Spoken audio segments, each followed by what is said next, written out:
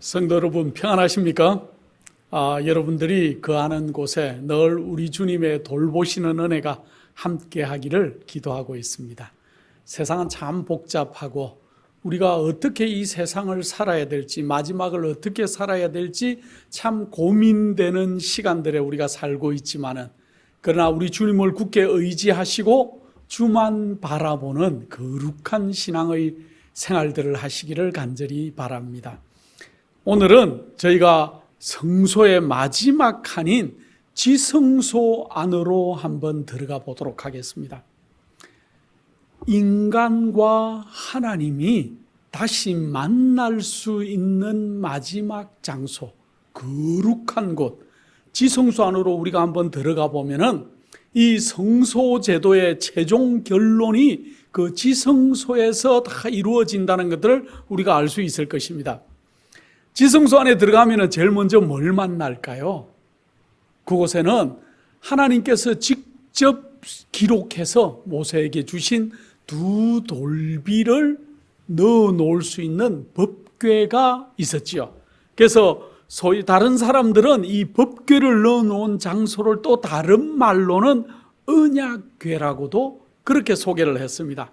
또 속죄소라고도 얘기를 했고, 증거궤라는 그러한 언어로도 사용을 했지만은 우리는 통상적으로 그곳을 법궤라고 그렇게 얘기합니다. 그런데 그 법궤 위에는 시온좌라는 그러한 곳이 있었습니다. 다른 말로 하면은 은혜를 만나는 곳, 은혜를 나눠주는 곳, 이런 의미의 시온좌가 있었는데, 거기에는 하나님이 특별히 두 그룹을 금으로 아주 만들어서 한 날개를 높이 들고 한 날개는 밑을 가리고, 그래서 두 그룹 천사가 이 법궤 뚜껑 위에 이렇게 마주 보도록 그렇게 했습니다. 그런데 그곳에 뭐가 있었다고요? 하나님의 거룩한 임재의 영광인 쉐키나의 영광이 비쳐나오고 있었다 그랬어요. 그래서 우리가 지성소 안에 들어가면은 이러한 것들을 만날 수 있는데, 이곳에는 아무나 들어갈 수가 없었어요. 왜?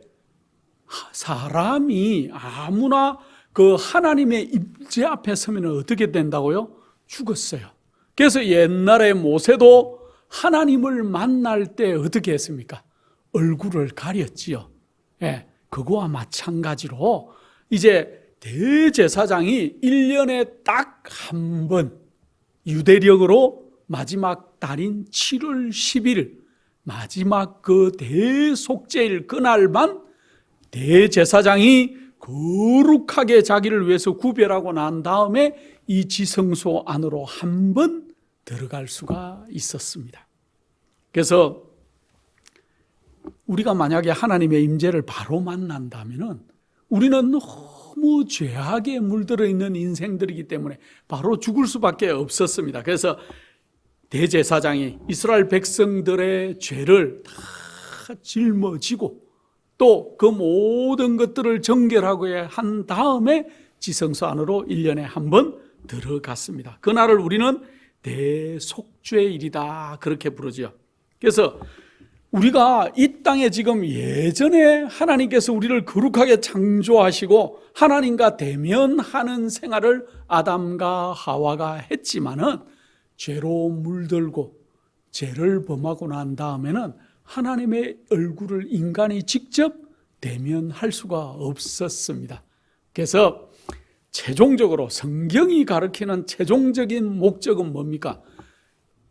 하나님께서 창조하시니 인간이 죄로 인해서 하나님께로부터 멀어졌다가 다시 하나님을 만날 수 있는 방법을 성경에 계속 얘기하고, 그 아들 예수 그리스도가 어린 양 되셔서 이 땅에 오셔서 우리를 위해서 피를 흘리시고 난 다음에, 그리고 다시 우리가 예수 그리스도를 힘입어서 다시 거룩한 생애로 우리가 예수 그리스도와 같은 거룩한 품성을 유지하기만 하면은 제일 마지막에 가서 우리가 어떻게 되겠다고요? 하나님을 다시 만나고 하나님께서 그 보좌가 이 땅으로 다시 내려와서 우리가 회복되겠다는 것이 성경의 줄거리지요.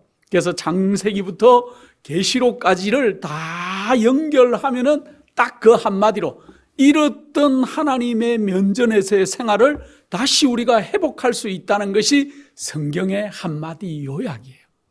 그렇게 되는 방법들과 하나님 앞으로 갈 수 있는 것들을 성경은 단계마다 기록하고 있습니다. 출애굽기 25장 20절로 22절에 이렇게 기록합니다. 그룹들은 그 날개를 높이 펴서 그 날개로 속죄소를 덮으며 그 얼굴을 서로 대하여 속죄소를 향하게 하고 속죄소를 궤 위에 얹고 내가 내게 줄 정급판을 궤 속에 넣어라. 거기서 내가 너와 만나고 속죄소 위 곧 정극궤 위에 있는 두 그룹 사이에서 내가 이스라엘을 위하여 내게 명할 모든 일을 내게 이르리라. 출애굽기 보면 정확하게 이 지성소 안에서 어떤 일이 일어나고 어떻게 될 것을 정확하게 얘기하고 있습니다. 성소의 구조를 보면은 성소의 뜰이 있죠. 성소 뜰에는 죄인들이 양을 끌고 가고 이제 거기에서 자기가 죄를 고백하고 제가 이제 용서를 받는, 그래서 소위 말하면 우리가 처음 신앙을 하고 예수 그리스도를 만나고 죄를 고백하고 하는, 그렇게 하고 나면은 이제 거룩하게 되었다고 얘기해주는 신학적인 용어로는 칭의라는 그러한 것으로 설명할 수 있는 성소 뜰의 파트가 있어요. 그 다음에 제사장이 피를 가지고 이제 고백한 그러한 모든 것들을 가지고 성소 안으로 매일 들어가서 성소의 휘장 앞에다가 피를 뿌리고 그러한 죄인의 죄를 그 앞에서 고백하고 그렇게 하는 모든 일들을 통해서 매일매일 우리가 어떻게 거룩해져 가는지를 소개하는 성화의 단계가 있을 것입니다.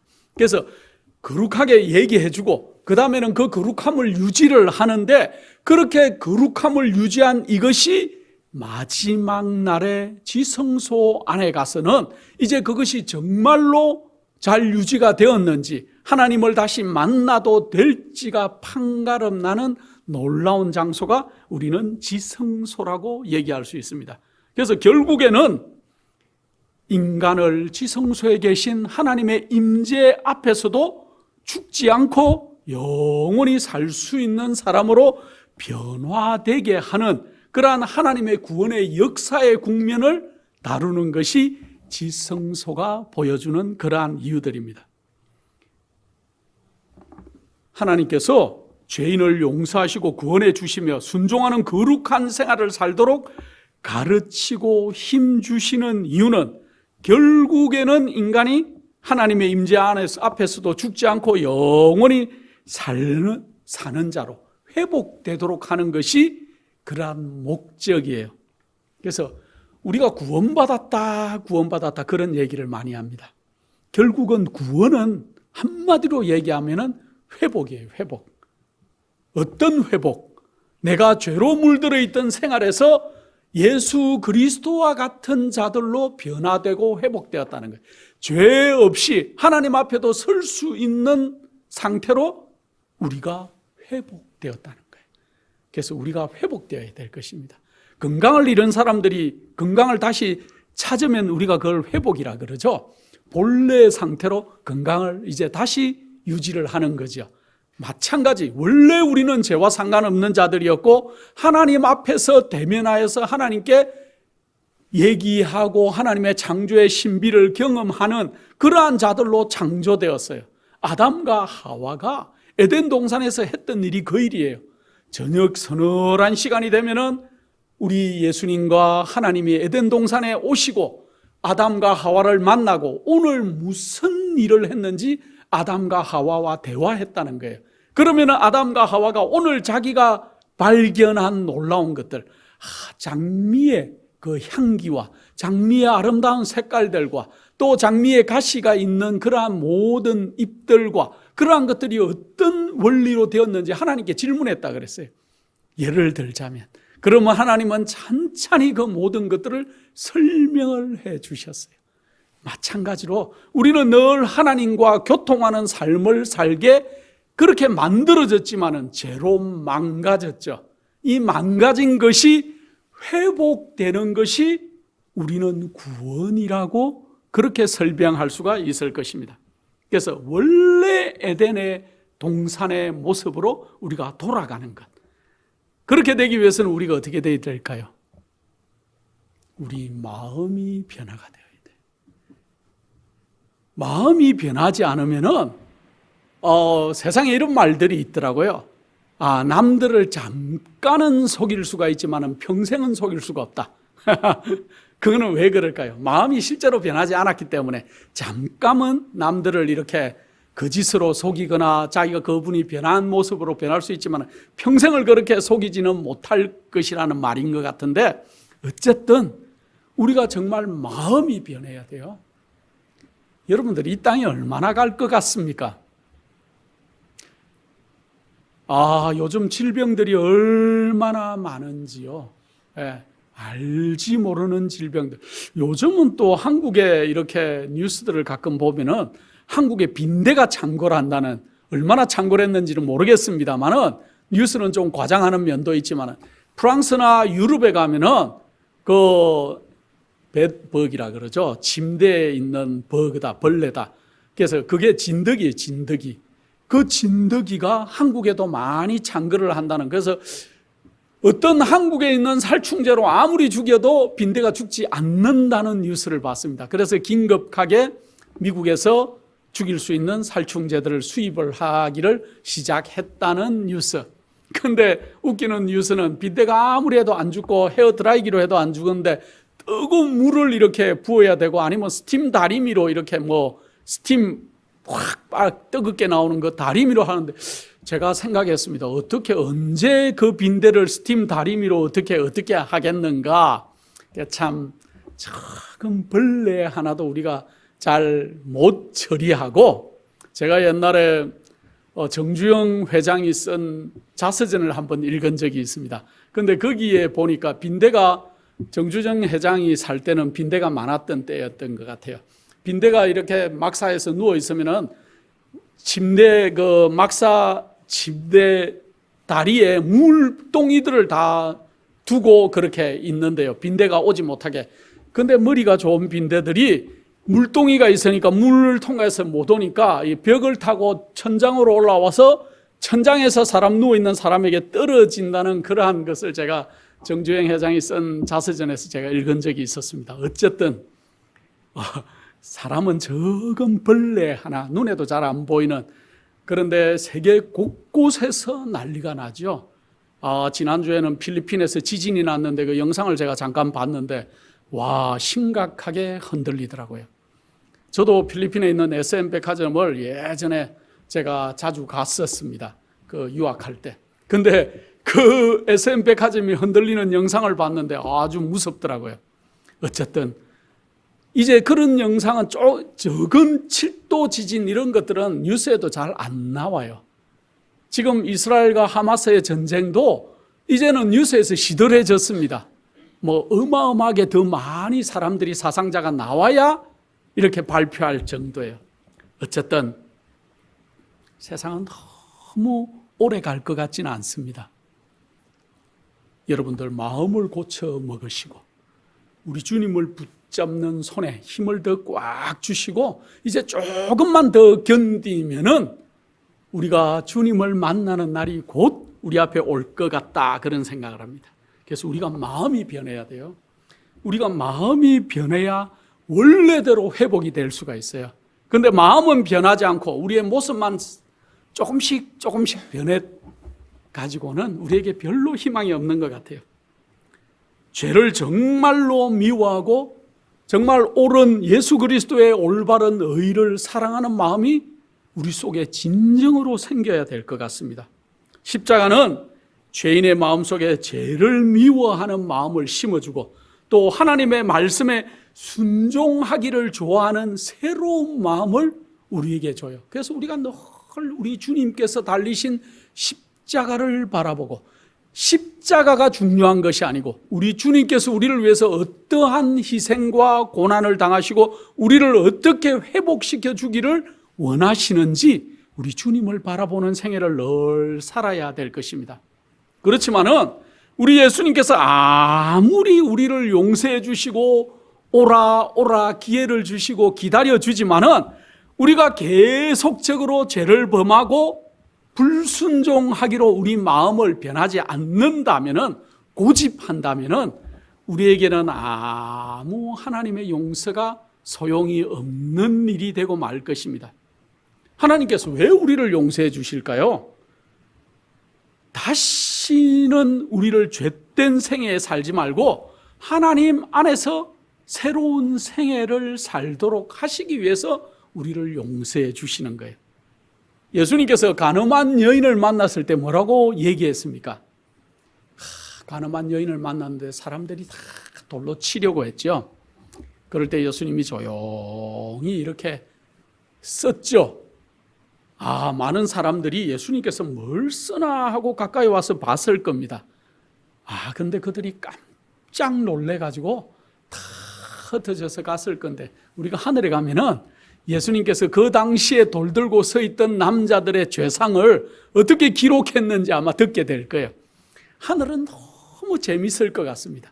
우리가 들어야 될 얘기, 과거에 예수님께서 하셨던 놀라운 일들을 다시 복기하고 할 때 얼마나 재밌을까요?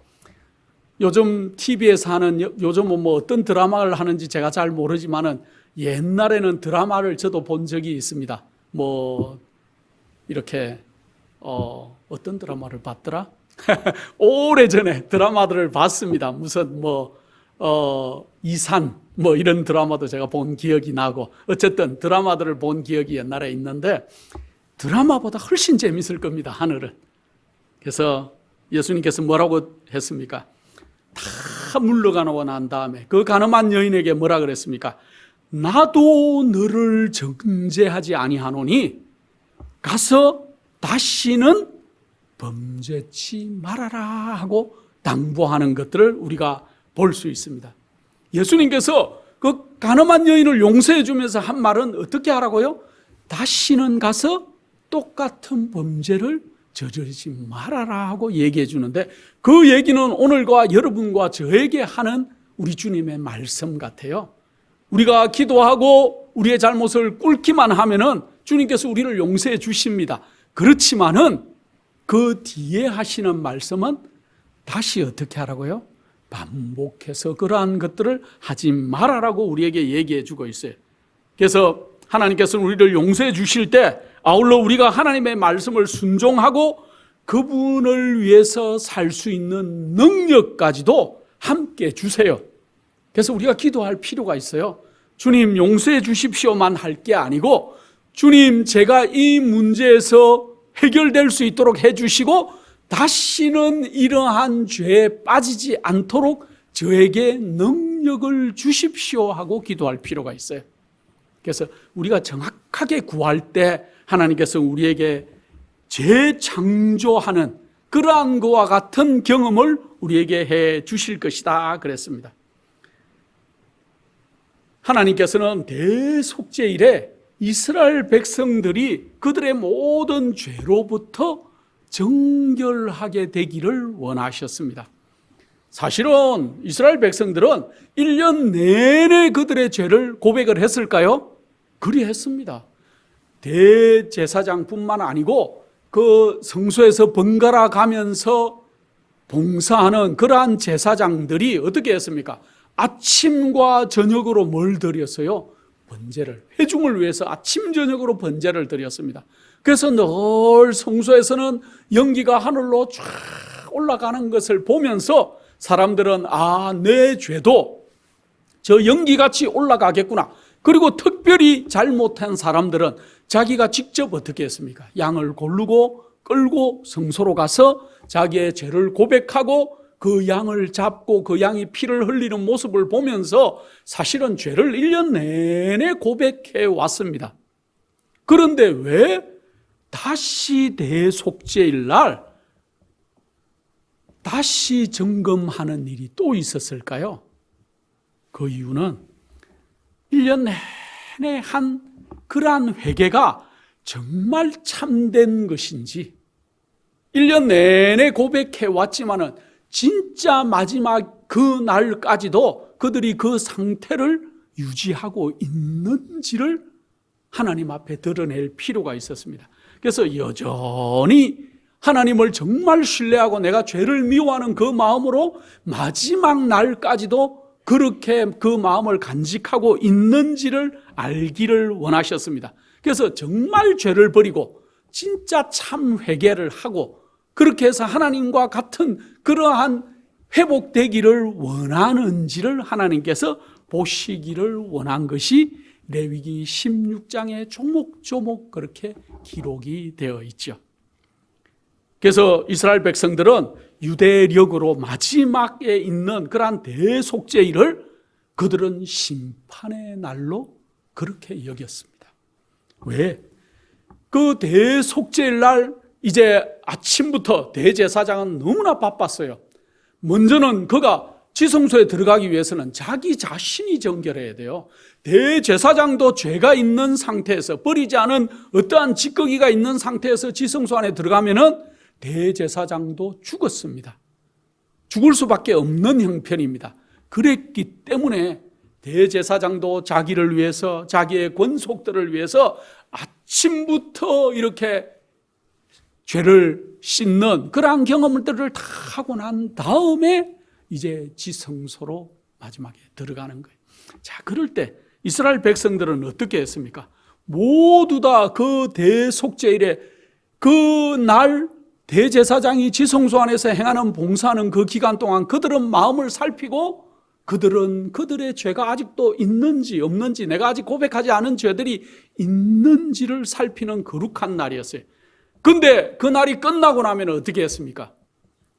아직까지도 죄를 고백하지 않는 찌꺼기가 남아있던 사람들은 그 회중의 무리에서 끊어졌어요. 진 밖에 나가서 돌에 맞아서 죽을 수밖에 없었습니다. 자, 그렇기 때문에 이 이스라엘 백성들이 그 당시에 느끼던 마지막 대속죄일은 진짜 그들에게 심판의 날이라는 그 놀라움이 우리가 지금 느끼는 마지막 때가 다 되었고 우리에게도 곧 심판이 다가올 것이다 하는 그러한 느낌과는 너무나 사뭇 달랐어요. 왜? 그때는 바로 결과가 나오는 시대였고, 지금은 죄를 아직 품고 있고 아직 내가 버리지 않고 아직 변하지 않아도 아직도 시간이 있다고 생각하기, 즉각 일이 일어나지 않으니까 우리가 좀 더 그때 당시의 사람들보다 아주 덤덤하게 이 땅에서 더 용감하게 그렇게 살아가는지도 모르겠습니다. 성경에는 하나님께서 모든 인류를 각각 심판하는 날이 있다고 정확하게 기록을 하고 있어요. 왜 심판이 있어? 왜 심판을 해야 돼? 이렇게 말하는 사람들이 많이 있지만은 성경을 한번 읽어보겠습니다. 요한복음 5장 28절 29절입니다. 이를 기이 여기지 말라. 무덤 속에 있는 자가 다 그의 음성을 들을 때가 오나니 선한 일을 행한 자는 생명의 부활로, 악한 일을 행한 자는 심판의 부활로 나오리라. 요한복음에 요한은 이 글을 기록하면서 마지막에 심판의 날이 있을 것을 그는 다 이해하고 이 성경절을 영감으로 기록했습니다. 사도행전 17장 31절에 이는 정하신 사람으로 하여금 천하를 공의로 심판한 날을 작정하시고, 또 다른 제자는 이 심판의 날을 작정하셨다 하고 기록하고 있습니다. 로마서에 우리 사도 바울은 이렇게 기록하고 있습니다. 내가 어찌하여 형제를 판단하느냐? 어찌하여 내 형제를 업심여기느냐? 우리가 다 하나님의 심판대 앞에 서겠다고, 사도 바울도 이 심판의 문제를 다 이해하고 있었습니다. 디모데후서에 또 이렇게 기록합니다. 그는 하나님 앞과 산자와 죽은 자를 심판하실 그리스도 예수 앞에 그의 나타나심과 그의 나라를 두고 엄히 명하노니 하고 기록하고 있습니다. 여러분들도 마지막에 심판이 있어야 합당하다는 걸 이해하시죠? 베드로전서, 베드로 선생은 4장 17절에 이렇게 기록합니다.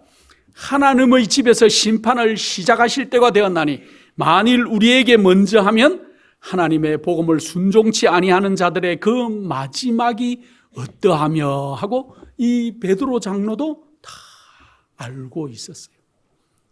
그때 당시에 예수님께 직접 배우고 예수님의 기별을, 하나님의 아들의 기별을 직접 받았던 이 선지자들과 바울과 수많은 그러한 영감의 기록자들이 마지막에 심판이 있을 것이다. 사람들은 심판, 그러니까 굉장히 두려움을 느껴요. 이 심판이라는 것은 이가 하늘에 가서 살아도 될지 안 될지를 구별하겠다는 거예요.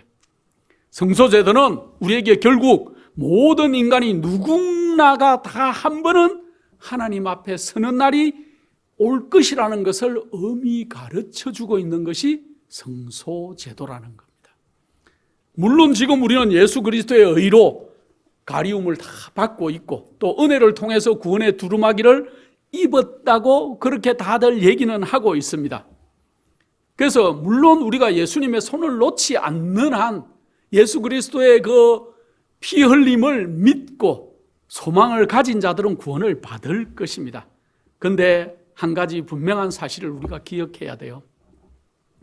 이제 곧 머지않아, 사실은 1844년 이후로 시작된 일이지만은 이제 모든 이 땅에 태어난 이 인류들은 어떻게 한다고요? 다 하나님의 심판대 앞에서 이가 다시 하늘에 와서 살아도 될지 안 될지를 검토하고 점검하는, 소위 말하는 조사를 하는 그러한 심판들이 진행되고 있다는 것들을 우리가 기억할 필요가 있습니다.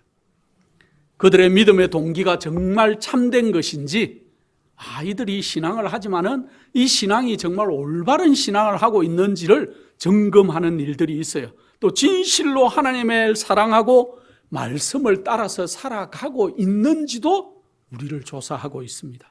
또 그렇지 않은지, 그래서 마지막 때는 우리가 하나님을 따라서 사는지 그렇지 않은지, 피상적으로 교회만 열심히 다니는지 아니면 정말로 회복된 성품과 신앙을 가지고 사는지를 우리가 다 조사를 받겠다는 거예요.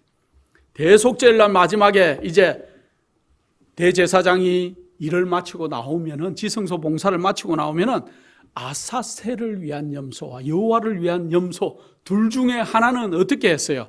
아사셀을 위한 염소는 정한 자를 1년 전부터 정해놨다가 그 사람이 이 아사셀을 위한 염소의 고삐를 꽉 쥐고 놓치면 안 되니까요. 꼭 쥐고 어디로요? 광야 저 무인지경에 가서 이 염소를 놓아서 죽게 하는 그러한 일들이 있었습니다. 광야에서 있는 성소가 없어지고 난 다음에, 솔로몬 성전이 만들어지고 난 다음에는 광야로 끌고 가는 것이 저 절벽 벼랑 같은 데 가서 던졌다는 그러한 기록들도 있습니다. 어쨌든 이 아사셀을 위한 이 염소는 광야 무인지경에 가서 그를 놓음으로, 그것이 상징하는 것은 결국은 마지막에 죄가 다 이제 해결이 되고 이렇게 심판이 이루어진다는 놀라운 일을 우리에게 상징적으로 그렇게 보여주는 것입니다. 이미 다 용서한 죄를 1년 내내 와서 용서받고 다 용서받았는데 왜 다시 대속죄일날 다시 그렇게 할까요? 왜냐하면은 그리스도의 속죄를 받아들이기를 거절하고 죄에 매달려 있기를 선택한 죄인들은 최후의 날에 멸망을 당할 수밖에 없는 그러한 심판을 받을 것이라는 사실을 상징적으로 가르쳐주기 위해서 이러한 모든 제도들이 이루어졌다는 것입니다. 성경은 계속 얘기하기를 하나님은 사랑의 하나님이시다. 하나님은 사랑이시다. 이렇게 강조하고 있어요. 그러나 하나님께서 변화되지 못한 죄인을 다시 하늘에 이렇게 데리고 가기는 너무 부담스러우세요. 왜? 다시 하늘에서 그러한 사람들 때문에 전쟁과 반역이 다시 반복되어서는 안 되기 때문에 하나님께서는 마지막 대속죄일에 이제 정말로 이 사람이 이제까지 해오던 회개가 정확한 것인지, 또 이가 이제 정말로 자기 입으로 부르짖는 예수 그리스도를 나는 믿음으로 다 받아들였습니다 하는 그 말이 사실인지, 이가 하늘에 와서 살아도 안전할지를 검사는 해봐야죠. 그것이 우리는 마지막 심판이라고 그렇게 얘기하고 있습니다. 그래서 지금은 우리가 우리 자신이 진짜 과연 진실된 마음으로, 내가 진실된 마음의 동기로 하나님을 올바르게 섬기고 있는지 엄숙하게 우리 자신을 한번 양심적으로 살펴봐야 될 것입니다. 남들은 몰라요. 여러분들이 가장 조용히 있는 시간에 내가 뭘 좋아하는지, 정말 내 마음 깊숙이에서부터 정말 주님을 따르기를 소원하는지, 나는 정말 이 땅 말고 하늘을 바라보고 사는지를 양심적으로 한번 질문해 보시기 바랍니다. 그래서 내가 정말 하늘을 사모하는지, 그래서 이제 내가 이 모든 생활에서 회복되기를 원하는지, 그래서 나는 하나님의 심판의 날, 심판대 앞에 서도 떳떳하게 하나님께 내 마음을 주장할 수 있는지. 그런데 우리가 떳떳하게 심판대 앞에 서지는 아무도 못할 것 같습니다. 그런데 성경은 놀랍게 우리에게 그날 누가 있겠다고요? 우리에게 대언자 예수 그리스도께서 우리를 위해서 대언을 해 주시겠대요. 변호사로서. 심판대 앞에 우리가 섰는데 우리만 서 있다면 얼마나 초라하고 두렵고 떨리겠습니까? 그때 우리 예수님께서 우리 옆에 서셔서, 아버지 하나님, 내가 이 사람을 위해서 이 땅에 왔고 십자가에 못을 박혔고 내 손에 못자국을 좀 봐주십시오. 내 옆구리에 난 창자국을 좀 봐주십시오. 내가 이 죄인을 위해서 내가 그렇게 했습니다. 이가 비록 실수한 일들이 있을지 몰라도 이 사람의 마음의 중심이 늘 하늘을 향해 있었다는 것을 제가 보증합니다 하고 우리 예수님께서 우리를 위해서 변론해 주시겠다는 거예요. 얼마나 기분 좋습니까? 용기를 가지시고, 이 땅의 재미가 그렇게 좋은 게 아니에요. 얼마 남지도 않았어요. 우리가 주님을 바라보고 사는 것이 얼마나 행복할지 모르겠습니다. 우리가 하나님 만나기를 준비되셨는지 각자 한번 살펴보기를 원합니다. 지금 예수님은 어디서 뭘 하고 계실까요? 예수님께서는 지금 하늘 지성소 안에 계시다는 것들을 여러분들은 알 필요가 있어요. 언제 그러면 예수님께서 지성소 안으로 들어가셨습니까? 예수님께서 이제 이 땅에 처음 오셨을 때 옛날부터 아담과 하와가 범죄하고 난 다음부터 하나님께서는 구속의 계획을 마련하시고 아담과 하와에게 이제 양을 잡는 모습을 보여주면서 성소 제도를 계획을 하셨어요. 고대에도. 그래서 아담과 하와가 단을 쌓고 제사를 지냈고, 가인과 아벨의 분쟁도 어디에서 나왔습니까? 하나님께서 분명 예수 그리스도를 상징하는 양을 잡아서 제사를 지내라 그랬는데, 가인이 그가 좋다고 생각하는 자기의 마음에 좋은 대로 자기가 농사한 곡물들로 제사를 지냈을 때 하나님께서는 가인의 그러한 제물을 허용하지 않으셨어요. 아벨이 순종해서 양을 잡아서 드린 그러한 제물을 하나님께서 받으셨죠. 그때부터 시작해서 노아가 방주에 들어갔다 나오고 난 다음에 어떻게 했습니까? 그가 제단을 쌓았어요. 아브라함이 어떻게 했습니까? 제단을 쌓았죠.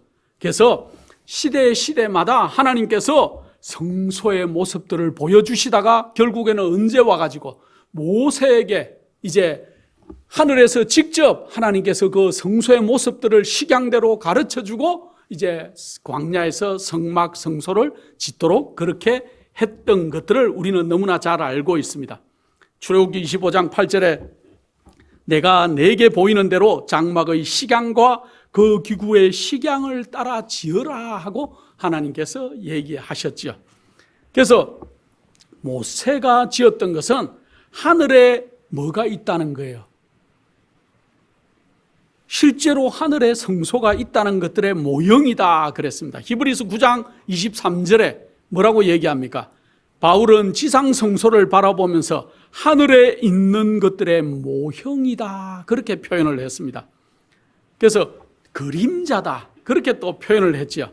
그래서 실제로 하늘에 있는 그러한 성소의 원형을 따서 이 땅에 성막 성소를 짓게 했었고, 나중에는 솔로몬이 다윗이 준비한 그런 모든 것들로 솔로몬이 성전을 지었고, 그 다음에 성소가 해판되고 난 다음에 또 스룹바벨이 짓는 그러한 일들이 우리가 이 땅에서 있었습니다.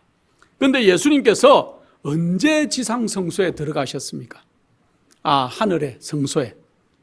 예수님께서 이 땅에서 AD 31년 십자가에 달리시고 부활하시고 난 다음에, 그리고 이 땅에서 제자들과 40여일을 더 거하다가 이제 하늘로 올라가셔서 그때부터 어떻게 하셨다고요? 성소에서, 하늘 성소에서 봉사하셨어요. 그 일을 사도 바울은 이렇게 기록합니다. 히브리서 9장 12절에 염소와 송아지의 피로 아니하고 오직 자기 피로 영원한 속죄를 이루사 단번에 성소에 들어가셨느니라. 지상 성소에서는 제사장들이 염소나 송아지의 피를 가지고 어떻게 한다고요? 양의 피를 받아가지고 성소 안으로 그렇게 가지고 들어갔죠. 그런데 예수 그리스도께서는 어떻게 했다고요? 십자가에 흘리신 자기의 피로 단번에 하늘 성소에 들어가셨다.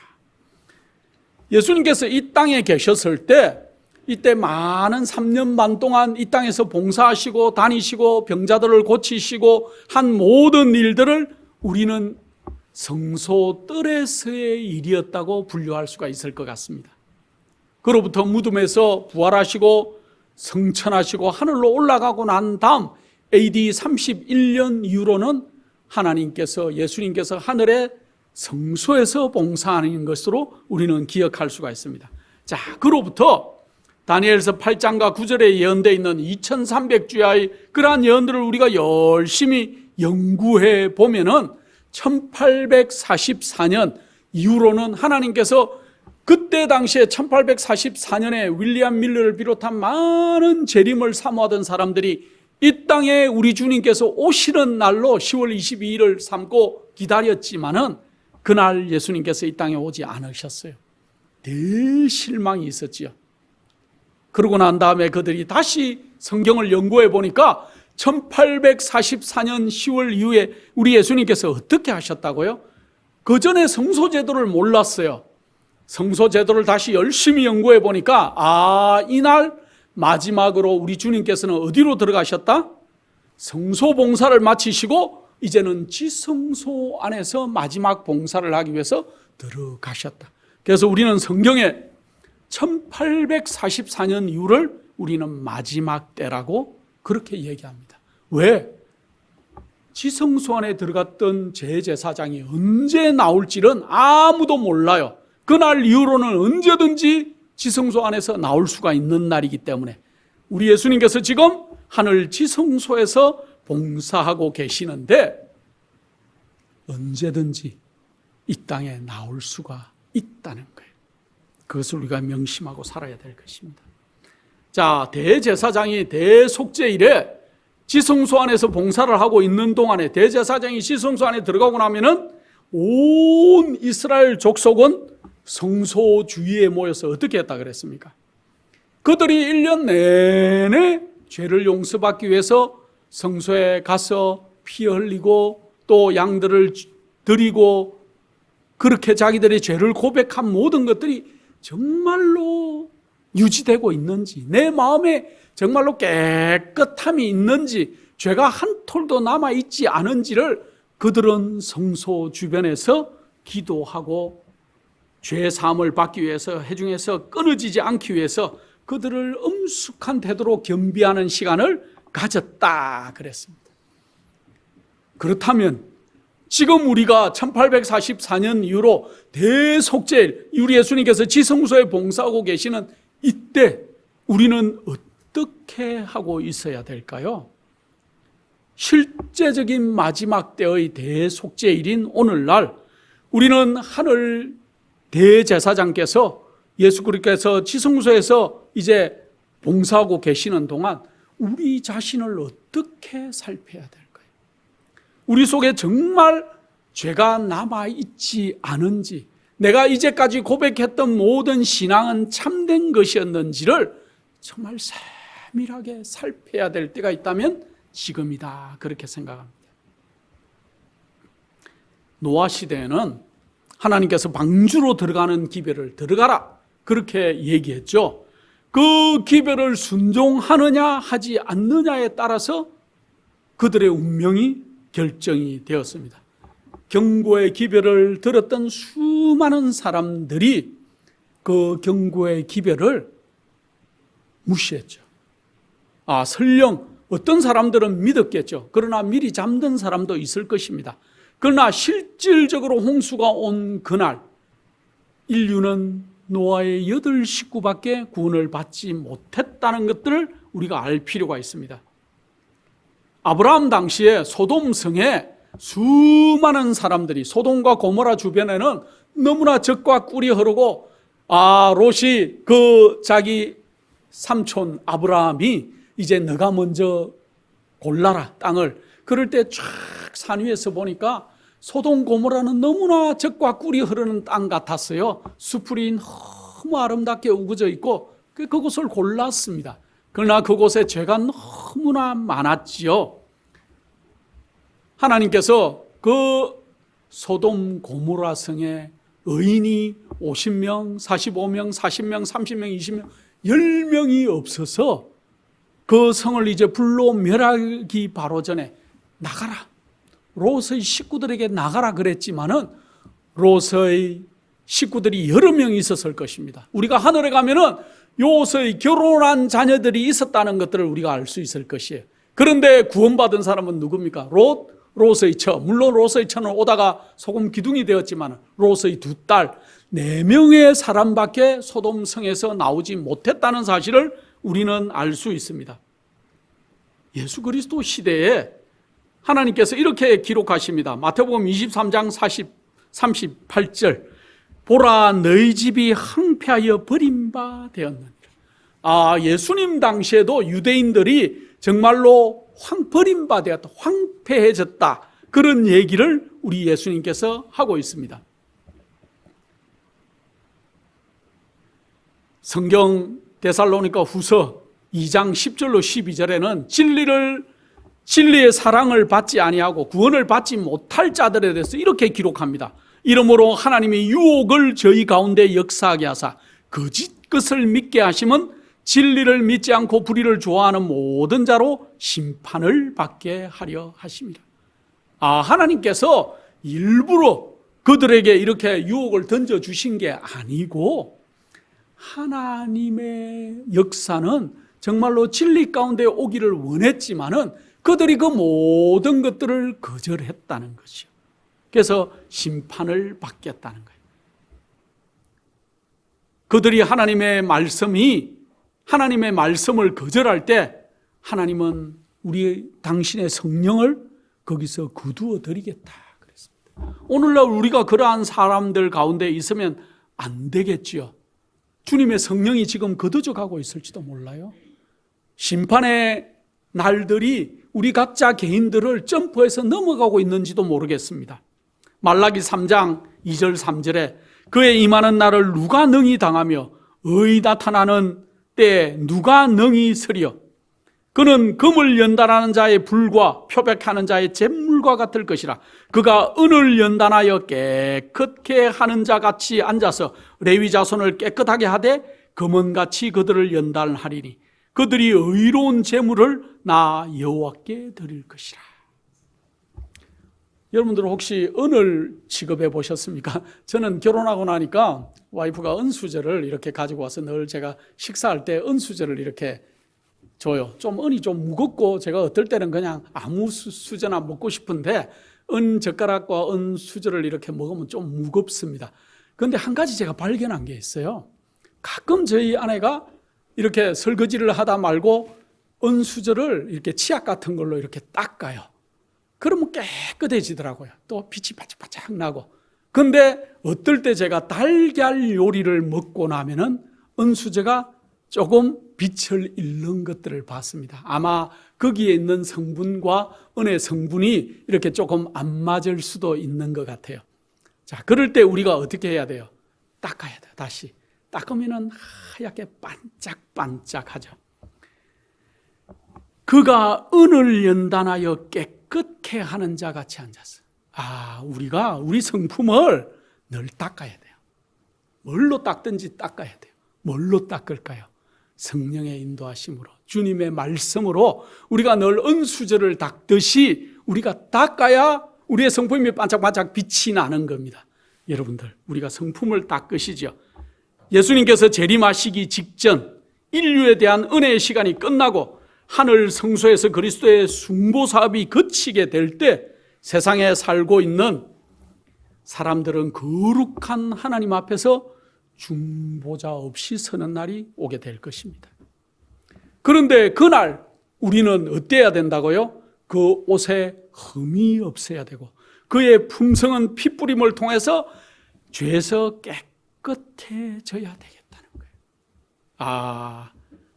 그 옷이 흠이 없어야 된다. 의복은 뭘 나타낸다 그랬습니까? 우리의 성품, 품성을 나타낸다 그랬어요. 우리의 성품, 하늘로 가지고 갈 수 있는 것은 우리가 가지고 있는 마음의 상태만이 하늘로 가지고 갈 수 있다 그랬습니다.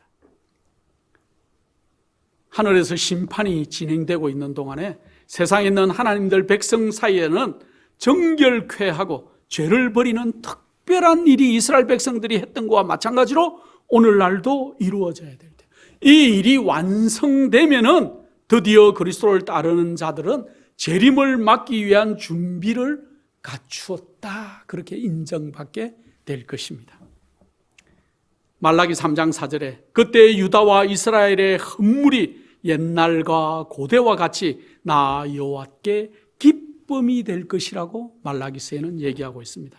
에베소 5장 27절에는 주님께서 다시 오실 때 당신의 것으로 받을 수 있는 교회, 우리 교회라고 해서 건물을 얘기하는 것이 아닙니다. 우리를 얘기하는데 우리는 어떤 사람이라고요? 영광스러운 교회로 세우사 티나 주름 잡힌 것이나 이런 것들이 없는 그러한 자들을 주님께서 이 땅으로 데리러 이제 곧 오시겠다는 거예요. 마지막으로 아가서 6장 10절에 아침 빛같이 뚜렷하고 달같이 아름답고 해같이 맑고 기치를 버린 군대같이 의미가 있을 것이다. 우리가 죄와 상관없는 자로 이 땅에 살고 주님의 심판이 마지막 대속죄일인 이때 우리가 정말 심판의 날을 앞에 두고 있는 우리가 그날에 서기 위해서 우리 자신을 깨끗하게 흠이 없는 자들로 정말 1년 내내 이 평생의 신앙이 정말 주님 사모하는 마음으로 정말로 이루어졌다는 것들 마지막에 점검받는 이 시간에 우리가 그 심판을 다 통과하시고 하늘 거룩한 보좌 앞에 주님 앞에 서는 거룩한 백성들이 되시기를 간절한 마음으로 축원합니다. 거룩하신 아버지 하나님, 주님이 이 땅에 오실 그러한 시간이 점점 임박했음을 우리가 시시각각으로 느끼고 있습니다. 그러나 우리가 이 땅에 마음을 더 많이 두고 살고 있지는 않습니까? 아버지 하나님, 주님 만나기를 소원하오니 우리를 변화시켜 주시고 우리가 구원받는 정말로 회복되는 무리에 속할 수 있도록 우리를 견책하시고 인도하여 주시옵소서. 그래서 우리가 죄와 상관없는 삶을 살다가 우리 아버지 하나님의 보좌 앞에 서는 거룩한 백성으로 우리를 삼아 주시옵기를 사랑이 극진하신 예수 그리스도 이름으로 기도드립니다.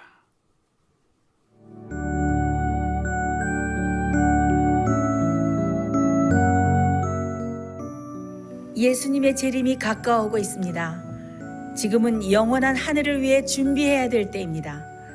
머지않아 우리의 재물은 아무 쓸모없는 것이 되고 말 것입니다. 하나님께 은혜를 받으셨다면 받으신 축복을 생애의 빛 복음 사업을 위해서 나누지 않으시렵니까? 헌신하시는 성도님들의 손길에 하나님께서 후히 갚아주실 것입니다. 후원해 주시는 모든 성도님들께 감사드립니다.